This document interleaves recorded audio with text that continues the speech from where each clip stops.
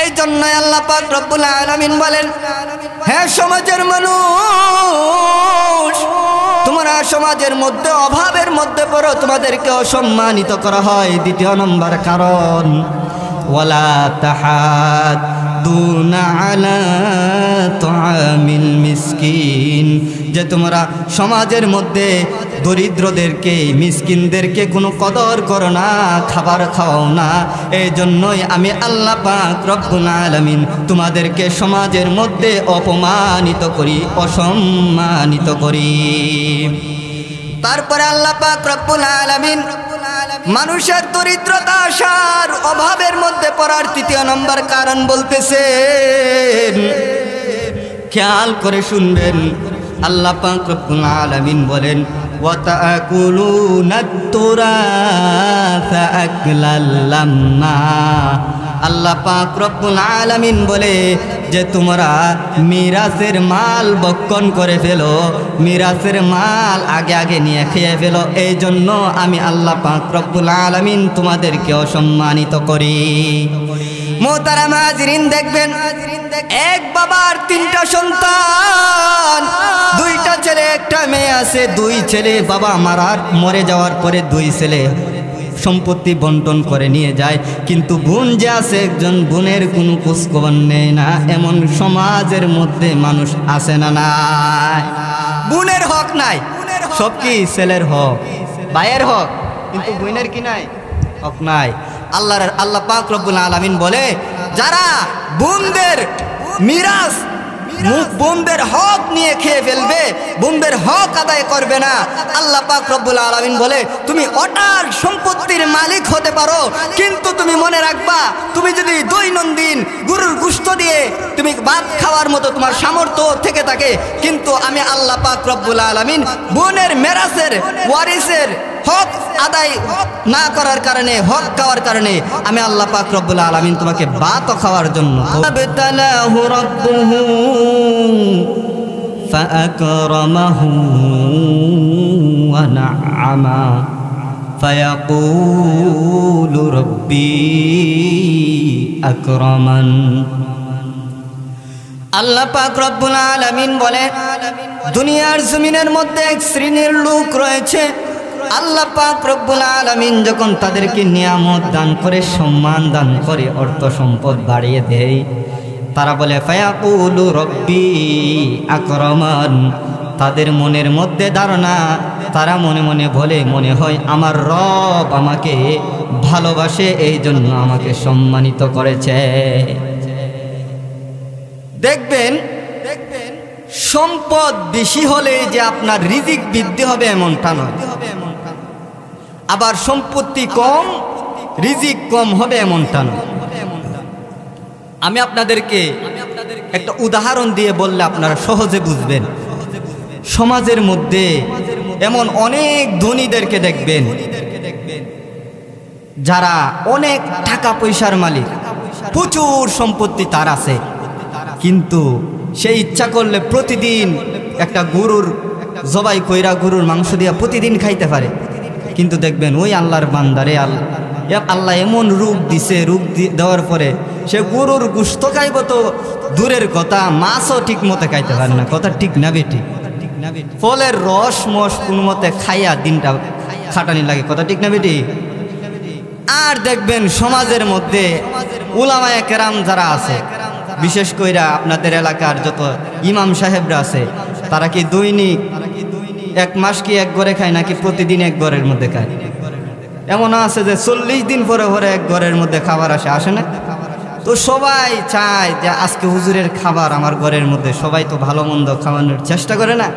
ঘরের যে মহিলা আছে উনি বলে, আজকে হয়েছে আমাদের ঘরে হুজুরের খাবার, তুমি বাজার থেকে গিয়ে ভালো মাছ নিয়ে আসবা এবং দুধও কিনা নিয়ে আসবা, আজকে হুজুরকে দুধও দিব একটু। এমন করে না?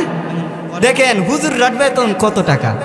7,000 8,000 টাকা, কিন্তু তাকে প্রতিদিন কত আরামে আয়েসে খাওয়াইতেছে, কত মোহব্বত কইরা খাওয়াইতেছে না মানুষে। হ্যাঁ, হুজুররা খায়া বের হয় না।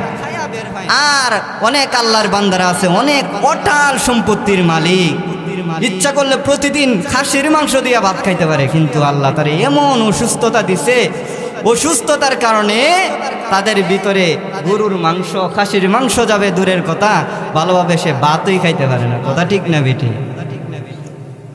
এই জন্যই সম্পত্তি বাড়ায়া দিলে যে আপনি রিজিক বৃদ্ধি পাবে আপনার, এমনটা নয়। সম্পত্তি কম থাকলে রিজিক আপনার কম, এমনও নয়। তাহলে বোঝা গেল সম্পত্তি বাড়ানোর দ্বারা রিজিকের কোনো মাপকাঠি হয় না।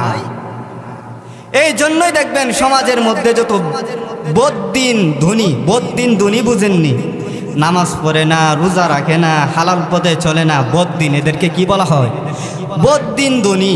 ওই বদ্দিন ধনীরা ফজরের নামাজ পড়ে না, কিন্তু যখন সে ডাক্তারের কাছে যায়, ডাক্তার যখন চেক করে দেখে তার তো ডায়াবেটিস বড় বাড়তি, সে দেখা যায় ফজরের সময় মানুষ ঘুম থেকে উঠটা ঠান্ডা পানি দিয়া উজু করে যায় মসজিদও, আর সে একটা হাফ প্যান্ট লাগাইয়া, মোজা লাগাইয়া, জুতা লাগাইয়া 3 কিলোমিটার দৌড়ে রাস্তাঘাটে আসে না নাই?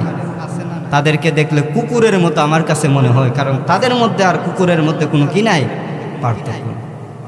কারণ মানুষ হইয়া যদি আপনার ভিতরে মানুষত্ব না থাকে, আরে আপনি মুসলমান, মুসলমানের পরিচয় কি ভাই?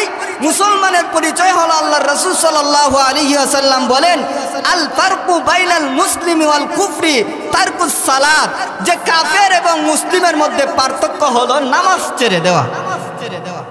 আল্লাহ, তাহলে আপনি নামাজ পড়েন না মুসলমান, অথচ ডাক্তারে যখন বলে আপনার ডায়াবেটিস তো খুব বাড়তি, তাহলে আপনাকে কি করতে হবে?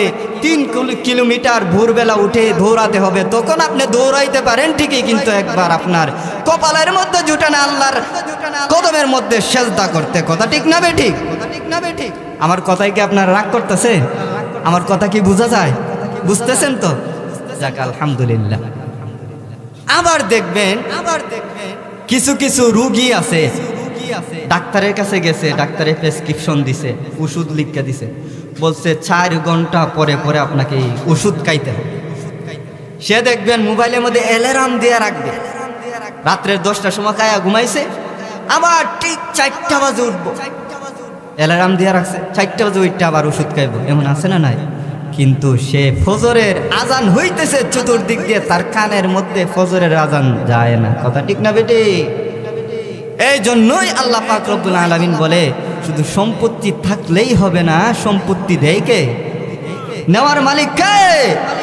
কাজ করতে হবে কার?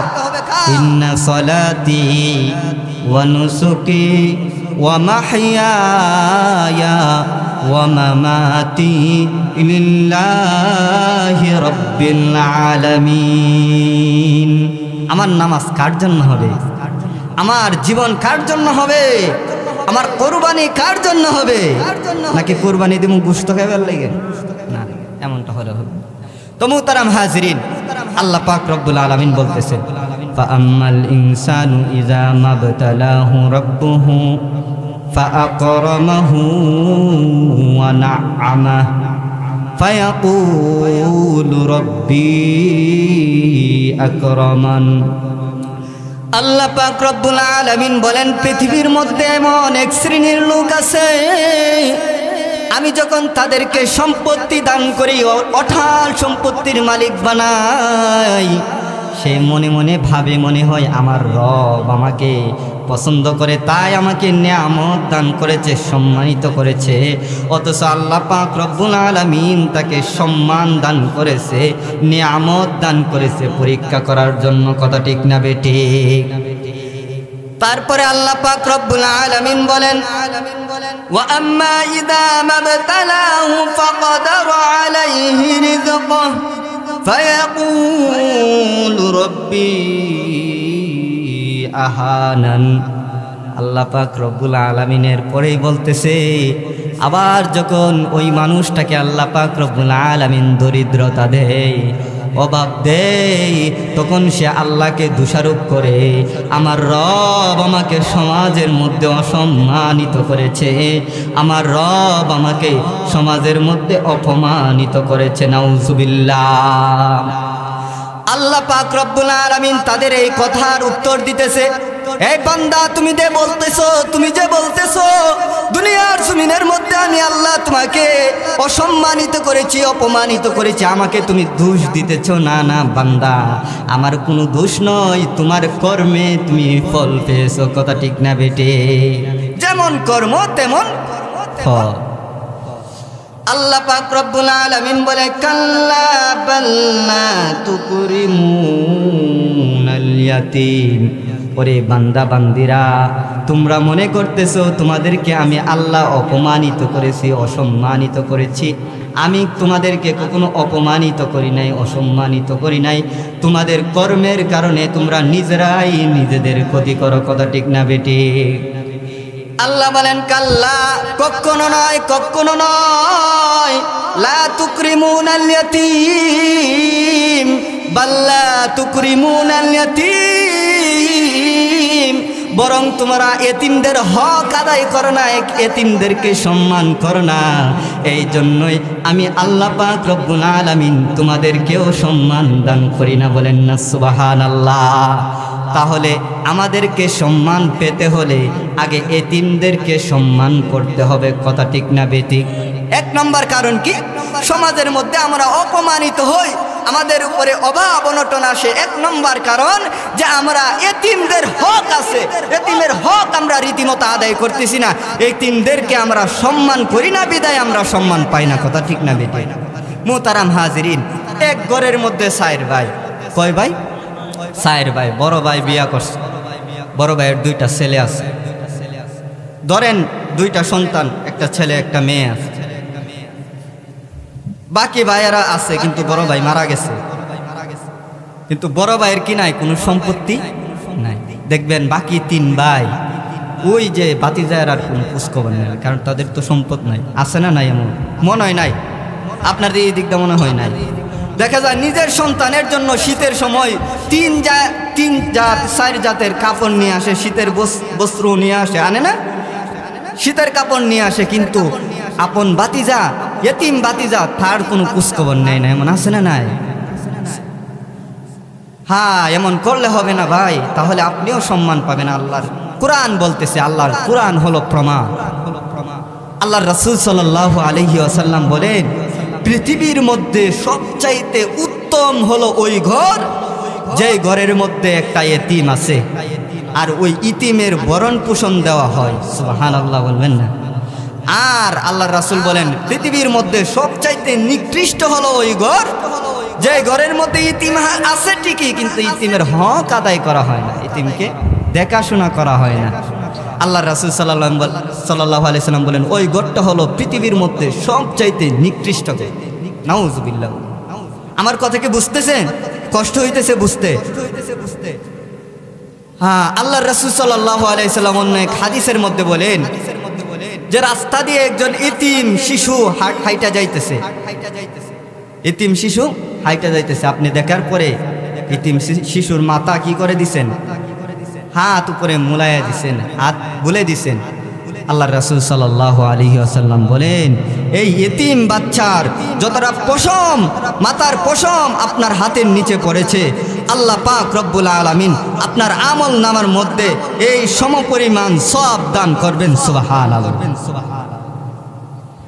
আল্লাহর রাসূল সাল্লাল্লাহু আলাইহি ওয়াসাল্লাম একবার সাহাবায়ে কেরামদেরকে নিয়ে একটা মজমার মধ্যে ওয়াজ করতেছেন, নসিহত করতেছেন। একজন মুরুক্ষ ব্যক্তি আয়েশা আল্লাহর রাসূল সাল্লাল্লাহু আলাইহি ওয়াসাল্লামকে প্রশ্ন করলো। সাধারণত দেখবেন মুরুক্ষ ব্যক্তিরা কিন্তু সমাজের মধ্যে এত একটা বুঝে না, যে আদব আখলাক এগুলো তাদের ভিতরে তেমন নাই। আল্লাহ রাসূল সাল্লাল্লাহু আলাইহি ওয়াসাল্লাম যখন এইভাবে মানুষের সামনে কথাবার্তা বলতেছে, ওয়াজ করতেছে, তখন ওই মুরুক্ষ ব্যক্তি আয়েশা কোনো সালাম নাই কালাম নাই, আয়েশা বলতেছে, আল্লাহর রাসূল কখন কিয়ামত হবে? রাসূল সাল্লাল্লাহু আলাইহি ওয়াসাল্লাম কোনো উত্তর দেন নাই। তাদের সাথে কথাবার্তা শেষ করে আল্লাহর রাসূল সাল্লাল্লাহু আলাইহি ওয়াসাল্লাম এবার ডাক দিতেছে, কে বলছিল যে কিয়ামত কখন হবে? তখন ওই ব্যক্তি দৌড়ায় আসছে, বলছে, আল্লাহর রাসূল আমি বলছিলাম। বলে, তুমি কিয়ামতের কি প্রস্তুতি নিছো? মানে দেখবেন অনেক সময় প্রশ্ন করলে এমন প্রশ্ন করে যে আগের ঠেলায় মনে হয় যে এরা আরেকটা প্রশ্ন করি আমি উল্টা, এরে যে আমারে প্রশ্ন করছে এরা আমি উল্টা প্রশ্ন করি, এমন হয় না? আল্লাহর রাসূল সাল্লাল্লাহু আলাইহি ওয়াসাল্লাম বলতেছে, যে আচ্ছা তুমি বলো, তুমি কিয়ামতের কি প্রস্তুতি নিছো? এত যে পাগল হইছো যে কিয়ামত কখন হবে? তখন এই সরল সোজা মানুষ সরল সোজা উত্তর দিছে, বলছে আমি আল্লাহ এবং আল্লাহর রাসূলকে সন্তুষ্ট করেছি। সুবহানাল্লাহ। আল্লাহর রাসূল সাল্লাল্লাহু আলাইহি ওয়াসাল্লাম বলেন, যেই ব্যক্তি যাকে মহব্বত করবে, যাকে ভালোবাসিবে, যাকে মহব্বত করবে দুনিয়ার জমিনের মধ্যে, হাশরের ময়দানে কাল কিয়ামতে তার সাথে তার স্থান হয়ে যাবে। সুবহানাল্লাহ। হযরত আনাস রাদিয়াল্লাহু তাআলা আনহু বলেন, আল্লাহর রাসূল সাল্লাল্লাহু আলাইহি ওয়াসাল্লাম যেই দিন এই কথাটা বলেছেন, ওই দিন এত খুশি হয়েছি, এর আগে আমরা আর কোনো সংবাদ শুনে এত খুশি হই নাই। সুবহানাল্লাহ। অর্থাৎ রাসূলকে মহব্বত করলে তো রাসূলের সাথে থাকতে হবে। তারা এই কথা শুনে এত খুশি হয়েছে, অন্য যত নসিহত শুনছে এই নসিহত শুনে কি করে নাই, এত আনন্দিত হয় নাই। দেখেন সাহাবায়ে কেরামরা তাদের ভিতরে জান্নাতে রাসূলের সাথে থাকার কতটুকু আগ্রহ ছিল।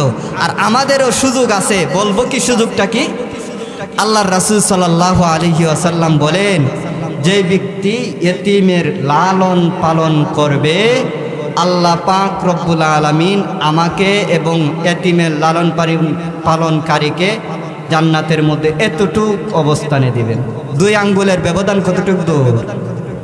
এই 2টা আঙ্গুল উত্তোলন কইরা দেখাই দিছে যে 2 আঙ্গুলের ফাঁকা যতটুক দূর, এতটুক ব্যবধানে ইতিমের লালন পালনকারী এবং আমার অবস্থান হবে। বলেন না সুবহানাল্লাহ? জোরে বলেন না সুবহানাল্লাহ? এই জন্য মুহতারাম হাজিরিন, ইতিমের লালন পালন করতে হবে। আমি যদি দুনিয়ার জমিনের মধ্যে সম্মান পেতে চাই, তাহলে ইতিমকে সম্মান করতে হবে, ইতিমের হক আদায় করতে হবে।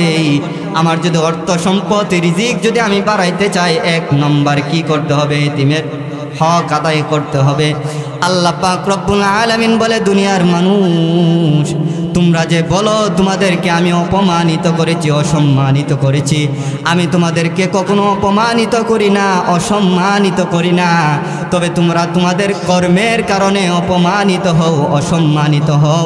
প্রথম নম্বর কর্ম হলো কাল্লা বাল্লা তুকরিমুনাল ইয়াতীম, তোমরা ইতিমদেরকে সম্মান করো না। এই জন্যই আমি আল্লাহ পাক রব্বুল আলামিন তোমাদেরকে দুনিয়ার মধ্যে সম্মানিত করি না। এরপর আল্লাহ পাক রব্বুল আলামিন বলেন, ওয়ালা তাহাদ্দুনা আলা তুআমিল মিসকিন। দ্বিতীয় নাম্বার হলো মিসকিনদেরকে খাবার খাওয়ানো। অর্থাৎ দুনিয়ার জমিনের মধ্যে দেখা যায় বিয়ের অনুষ্ঠানের মধ্যে যত টাকাওয়ালা আছে তাদেরকে আগে কার্ড দিয়া 3 দিন আগে 1 সপ্তাহ আগে দাওয়াত দেওয়া হয়, কিন্তু সমাজের যত মিসকিনরা আছে, দরিদ্ররা আছে, ওই দরিদ্রদেরকে যেদিন বিবাহ ওই দিনও তাদেরকে আপ্যায়ন করা হয় না। কথা ঠিক না বেটি? সমাজের মধ্যে টাকাওয়ালার বড় দাম, কিন্তু যার টাকা নাই বিয়ের মধ্যে তার দাওয়াত নাই, এমন চলতেছে না সমাজের মধ্যে? কথা কি আমি মিথ্যা বলতেছি? এই জন্যই আল্লাহ পাক রব্বুল আলামিন বলেন, হে সমাজের মানুষ, তোমরা সমাজের মধ্যে অভাবের মধ্যে পড়ো, তোমাদেরকে অসম্মানিত করা হয়। দ্বিতীয় নম্বর কারণ, ওয়ালা তাহাদ্দুনা আলা তুআমিল মিসকিন, যে তোমরা সমাজের মধ্যে দরিদ্রদেরকে, মিসকিনদেরকে কোনো কদর করো না, খাবার খাওয়াও না। এই জন্যই আমি আল্লাহ পাক রব্বুল আলামিন তোমাদেরকে সমাজের মধ্যে অপমানিত করি, অসম্মানিত করি। তারপরে আল্লাহ পাক রব্বুল আলামিন মানুষের দরিদ্রতা, আশার অভাবের মধ্যে পড়ার 3য় নম্বর কারণ বলতেছেন। খেয়াল করে শুনবেন, আল্লাহ পাক রব্বুল আলামিন বলেন, ওয়া তাকুলুনাত তুরাসা আকলাল লাম্মা। আল্লাহ পাক রব্বুল আলামিন বলে যে তোমরা মিরাসের মাল বক্ষণ করে ফেলো, মিরাসের মাল আগে আগে নিয়ে খেয়ে ফেলো। এই জন্য আমি আল্লাহ পাক রব্বুল আলামিন তোমাদেরকে অসম্মানিত করি। মোহতারাম হাজিরিন, দেখবেন এক বাবার 3টা সন্তান, 2টা ছেলে 1টা মেয়ে আছে। 2 ছেলে বাবা মরে যাওয়ার পরে 2 ছেলে সম্পত্তি বন্টন করে নিয়ে যায়, কিন্তু বোন যে আছে একজন বোনের কোনো খোঁজখবর নেয় না, এমন সমাজের মধ্যে মানুষ আছে না নাই? বোনের হক নাই, সব কি ছেলের হক, ভাইয়ের হক, কিন্তু বোনের কি নাই? হক নাই। আল্লাহ পাক রব্বুল আলামিন বলে, যারা বোনদের মিরাস, বোনদের হক নিয়ে খেয়ে ফেলবে, বোনদের হক আদায় করবে না, আল্লাহ পাক রব্বুল আলামিন বলে তুমি অটাল সম্পত্তির মালিক হতে পারো, কিন্তু তুমি মনে রাখবা, তুমি যদি দৈনন্দিন গরুর গোশত দিয়ে তুমি ভাত খাওয়ার মতো তোমার সামর্থ্য থেকে থাকে, কিন্তু আমি আল্লাহ পাক রব্বুল আলামিন বোনের মেরাসের ওয়ারিসের হক আদায় না করার কারণে, হক খাওয়ার কারণে আমি আল্লাহ পাক রব্বুল আলামিন তোমাকে ভাতও খাওয়ার জন্য তৌফিক দিব না। কথা ঠিক না বেঠিক? যাদেরকে অসম্মানিত করা হয়, অপমানিত করা হয়, কত নম্বর কারণ? 3 নম্বর কারণ। 3 নম্বর কারণ কি বলছিলাম? যে বোনের যে হক আছে, বোনের হক আদায় করে না, বোনের যে মিরাসের উত্তরাধিকারী, সে যে বাবার সম্পত্তির উত্তরাধিকারী, তাকে সেই সম্পত্তি দেওয়া হয় না, ভাগ দেওয়া হয় না। এই জন্যই আপনি যত বড় লোকই হন না কেন, কিন্তু আপনার রিজিক কমে যাবে, রিজিক আপনি খাইতে পারবেন না। কথা ঠিক না বেঠিক? 4 নম্বর আল্লাহ পাক রব্বুল আলামিন বলেন, ওয়াতুহিব্বুনাল মালা হুব্বান জাম্মা।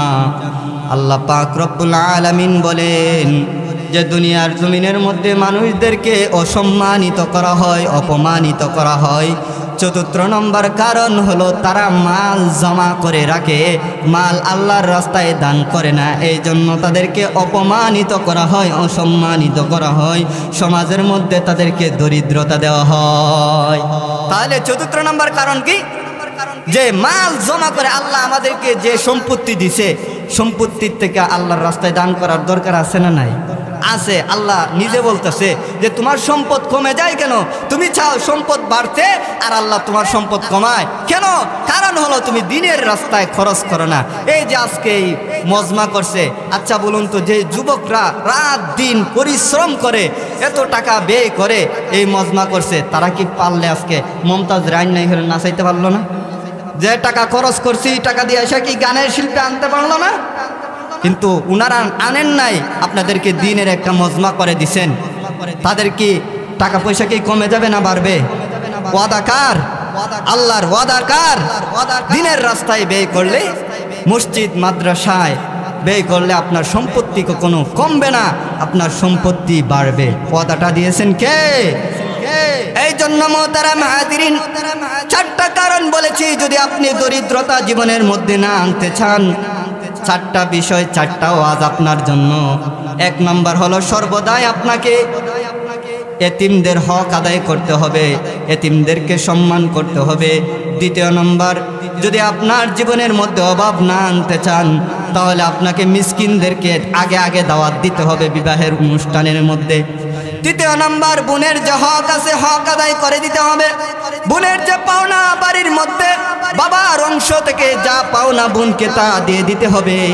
4 নম্বর হলো মাল জমায় রাখলে চলবে না। আল্লাহ যা দিছে যদি দেয় আপনাকে 10 টাকা, আপনি আল্লাহর রাস্তায় খরচ করেন, 1 টাকা বাড়বে না কমবে? বাড়বে। আমরা দুনিয়ার জমিনের মধ্যে ব্যাংক খুলি, করি, ব্যালেন্স করি, করি কি করি না? ব্যাংকের মধ্যে অ্যাকাউন্ট করি না, টাকা জমাই না? কিন্তু দুনিয়াটা হলো আখেরাত কামাই করার জায়গা, বলেন না সুবহানাল্লাহ। দুনিয়ার মধ্যে আপনি আখেরাতের জন্য জমাইতে পারবেন। আল্লাহ রাসূল সাল্লাল্লাহু আলাইহি ওয়াসাল্লাম বলেন, আদ দুনিয়া মাজরাআতুল আখিরা। দুনিয়া হলো আখেরাত কামাই করার জায়গা, দুনিয়া হলো আখেরাত জমানোর জায়গা, দুনিয়াতে হলো আখেরাতে জান্নাত বানানোর জায়গা, বলেন না সুবহানাল্লাহ।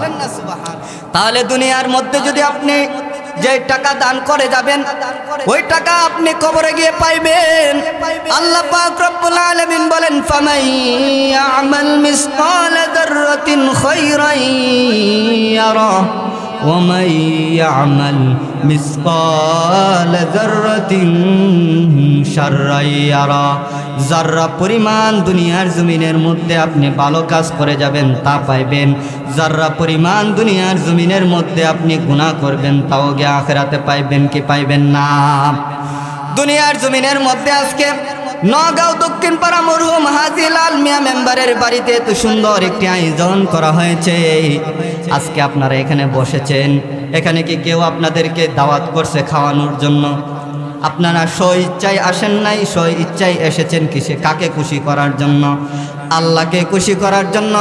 আল্লাহ পাক রব্বুল আলামিন আপনাদেরকে দেখতেছেন, যারা যারা এই সময়টুকুন দিতেছেন, ঘরের মধ্যে যে মা বোনেরা আজকে বসে বসে আলোচনাগুলা শুনতেছেন, নিজেকে পরিবর্তন করার জন্য, যে আমি নিজেকে পরিবর্তন করব, এই নিয়ে তো ওয়াজ শুনতেছেন।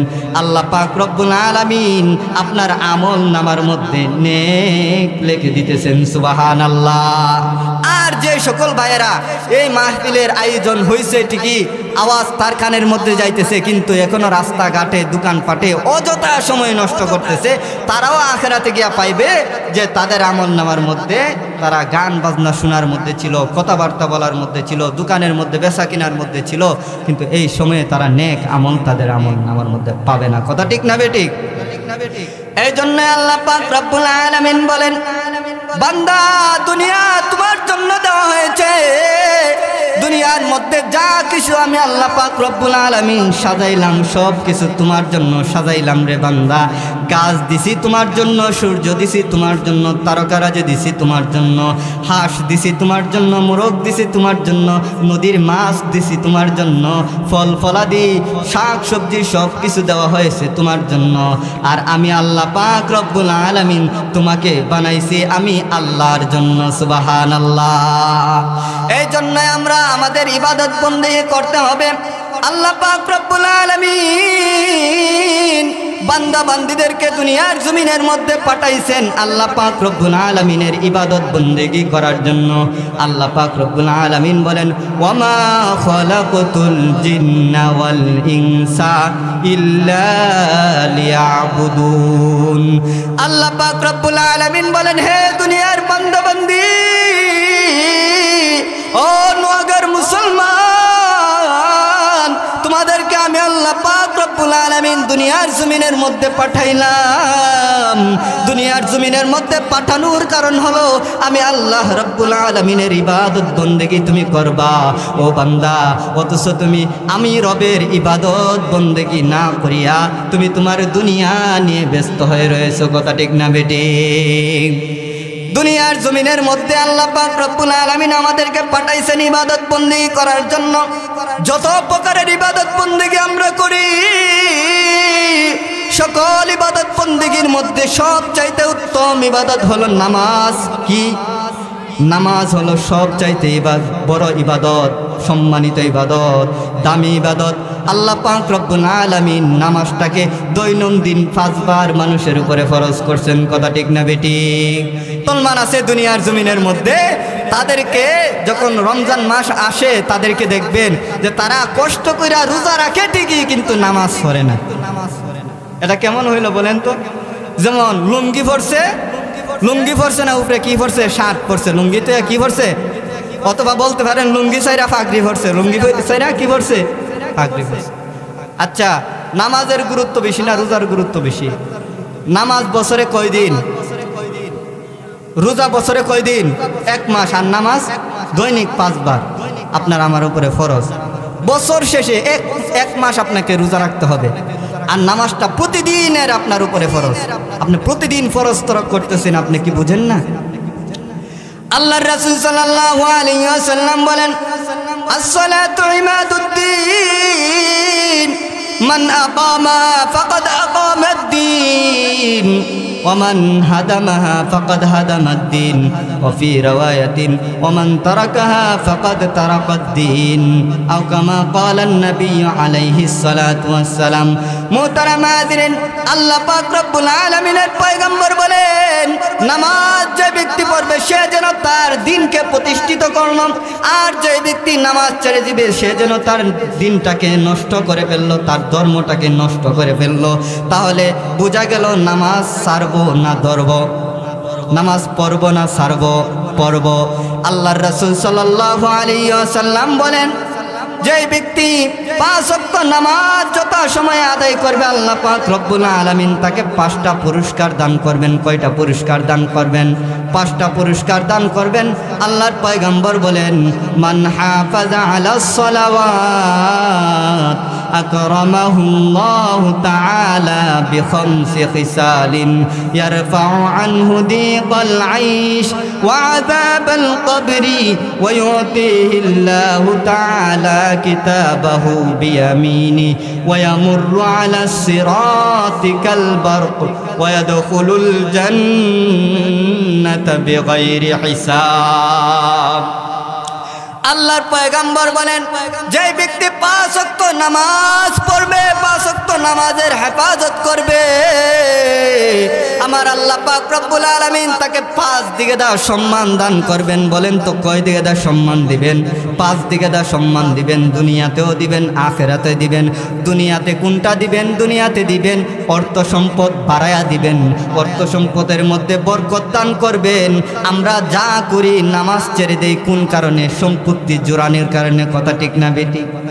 রুজি রোজগারের জন্যই তো নামাজ সারি নাকি? গাড়ি চালাইতাছি, সময় পাই না নামাজ পড়ানোর। উসিলাটা কি? যে আমরা কি করব? দুনিয়া কামাই করব। ঠিক না বেটি? আর আল্লাহ রাসূল সাল্লাল্লাহু আলাইহি সাল্লাম বলতেছে, তুমি আগে নামাজ পড়ো, দেখবা তোমার প্যাসেঞ্জার বাইরে দেবো গাছ। হ্যাঁ, ইয়ারফাউ আনহু দীকাল আইশ।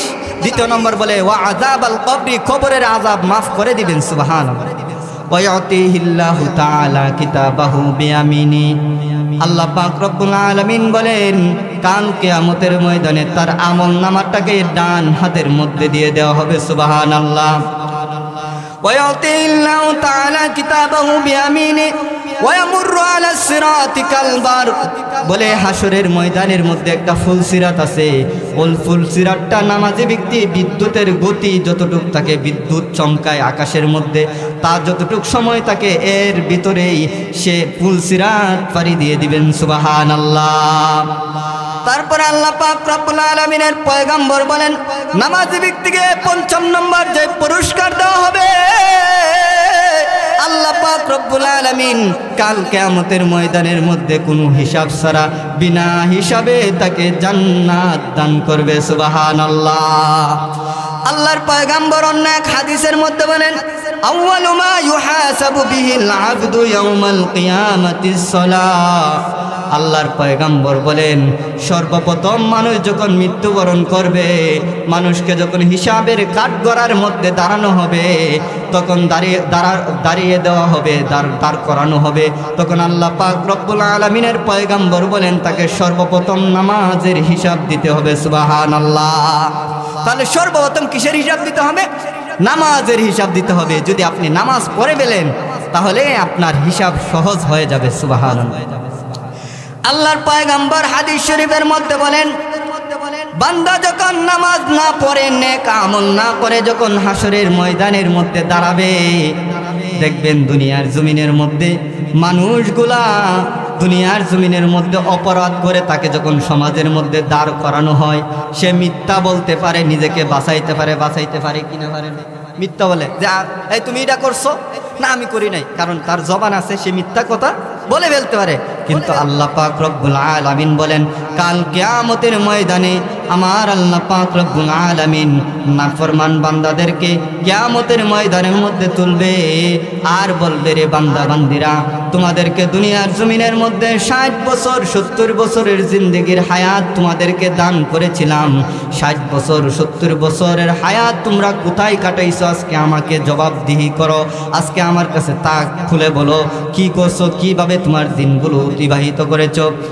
আল্লাহর পয়গম্বর বলেন, ওই বান্দারা বলবে, আমরা নামাজ পড়ছি, রোজা রেখেছি, ইবাদত বন্দেগী করেছি, কিন্তু আল্লাহ পাক রব্বুল আলামিন জানে রে, ওই যে নোয়াগার মাহফিল হয়েছিল, লাল মিয়া মেম্বার সাহেবের বাড়িতে যে মাহফিল হয়েছিল, ওই মাহফিলের মধ্যে তুমি যাও না, অযথা সময় কাটাইছো, এটা আমার জানা আছে। আল্লাহ পাক রব্বুল আলামিন বলবে, আল ইয়াউমা নাখতিমু আলা আফওয়াহিহিম ওয়া তুকাল্লিমুনা আইদিহিম ওয়া তাশহাদু আরজুলুহুম বিমা কানু ইয়াকসিবুন। আল্লাহর পাক রব্বুল আলামিন বলেন, ওই দিন পাপিষ্ঠ বান্দা বান্দীদেরকে আল্লাহ পাক রব্বুল আলামিন বলবে, আল ইয়াউমা নাখতিমু আলা আফওয়াহিহিম, তোমাদের জবানের মধ্যে তালা লাগিয়ে দেওয়া হবে, মোহর মারা হবে। ওয়া তুকাল্লিমনা আইদিহিম, হাত আমার বিরুদ্ধে কথা বলতে শুরু করে দিবে। ওয়া তাশহাদু আরজুলুহুম, আমার পাগুলো আমার বিরুদ্ধে সাক্ষী দেওয়া শুরু করবে। বিমা কানু ইয়াকসিবুন, যা কিছু করছিলাম দুনিয়ার জমিনের মধ্যে সব প্রকাশ করে দিবেন। বলেন সুবহানাল্লাহ। আল্লাহ পাক রব্বুল আলামিন যখন এমন কর্ম করবে, এবার বান্দা বান্দিরা কোনো কিছুই বলতে পারবে না, কারণ হাত সব কিছু বলে ফেলেছে, পা সব সাক্ষ্য দিয়ে ফেলেছে, এখন তার আর করার কোনো কিছু নাই। এবার আল্লাহ পাক রব্বুল আলামিন জাহান্নামের আযাবের ফেরেশতাদেরকে ডেকে ডেকে বলবে, ও আযাবের ফেরেশতারা, ওই বান্দা দুনিয়ার জমিনের মধ্যে অযথা সময় কাটাইছে, নামাজ পড়ে নাই, রোজা রাখে নাই, হজ ফরজ ছিল কিন্তু হজ আদায় করে নাই, সমাজ সেবা করে নাই, কোনো ইবাদত বন্দেগীর মধ্যে তাকে পাওয়া যায় নাই, আমি তাকে কখনো কোনো আঘাত করি নাই, তাকে কোনো বিচার করি নাই, দুনিয়ার জমিনের মধ্যে ছাড় দিয়েছি, কিন্তু আজকে আখিরাতের ময়দানের মধ্যে তাকে কোনো ছাড় দেওয়া হবে না। আল্লাহ পাক রব্বুল আলামিন এবার আযাবের ফেরেশতাদেরকে বলবেন, হে আযাবের ফেরেশতারা, যা যা ওই নাফরমান বান্দার বুক বরাবর একটা ছিদ্র করে দাও। বুক বরাবর ছিদ্র করে দিয়ে তার বাম হাতটাকে ভেঙে পিছন দিক দিয়ে বের করে দাও। পিছন দিক দিয়ে যখন বের করে দিবে, তখন ফেরেশতারা তার আমল নামাটা বাম হাতের মধ্যে দিয়ে দিবে। এবার নাফরমান বান্দা কেঁদে কেঁদে বলবে, মাওলা, আমরা তো আমাদের আমল নামা দেখতে পারতেছি না, আমাদের আমল নামা কোথায়? এবার আল্লাহ পাক রব্বুল আলামিন আযাবের ফেরেশতাদেরকে বলবে, হে আযাবের ফেরেশতারা, বান্দা তার আমল নামা দেখতে পারতেছে না, তার গাঁটটাকে মুছড়ে ভেঙে পিছন দিক দিয়ে দিয়ে দেওয়া হোক, সে তার আমল নামাগুলো দেখুক। মুহতারাম হাজিরিন, সময়টাকে কত ভয়ঙ্কর হবে একটু চিন্তা করে দেখেন। আল্লাহ পাক রব্বুল আলামিন এর আদেশে ফেরেশতারা যখন তার গাঁটটাকে মুছড়ে পিছন দিক দিয়ে দিয়ে দিবে, তখন সে তার আমল নামা দেখবে, দেখে বলবে, মালি হাযাল কিতাব লা ইউগাদিরু সগীরাতান ওয়ালা কাবীরাতান ইল্লা আহসাহা। আল্লাহ পাক রব্বুল আলামিন বলেন, ওই নাফরমান বান্দা তার আমল নামা দেখবে আর কান্না করে বলবে, হায় রব, দুনিয়ার জমিনের মধ্যে যা করেছিলাম, আজকে মাহফিল হইতেছিল, এই দিনে মাহফিল হইতেছিল, জুমার দিনে মাহফিল হইতেছিল, কিন্তু সময়টাকে অযথা কাটাইছি, সময়টাকে ব্যয় করেছি, এইগুলাতেই দেখা যায় সব কিছু আমার আমল নামার মধ্যে চলে এসেছে। আর আমি মাহফিলের মধ্যে গেছিলাম না, এই জন্য আমার মাহফিলের আমল নামার মধ্যে সব আসে নাই। আল্লাহ পাক রব্বুল আলামিনের দরবারে এভাবে কান্নাকাটি করে বান্দা যখন কান্নাকাটি করে করে রবের কাছে ফরিয়াদ করবে, আল্লাহ পাক রব্বুল আলামিন এবার আযাবের ফেরেশতাদেরকে বলবে, না না, তাকে দুনিয়ার জমিনের মধ্যে অনেক ছাড় দেওয়া হয়েছে, অনেক সুযোগ দেওয়া হয়েছে, কিন্তু সে তার সারকে কাজে লাগে নাই, সুযোগ কাজে লাগায় নাই, সে কখনো আমি রবের কদমের মধ্যে সেজদা করে নাই, তাকে আর সার দেওয়া হবে না। নাউজুবিল্লাহ বলেন না।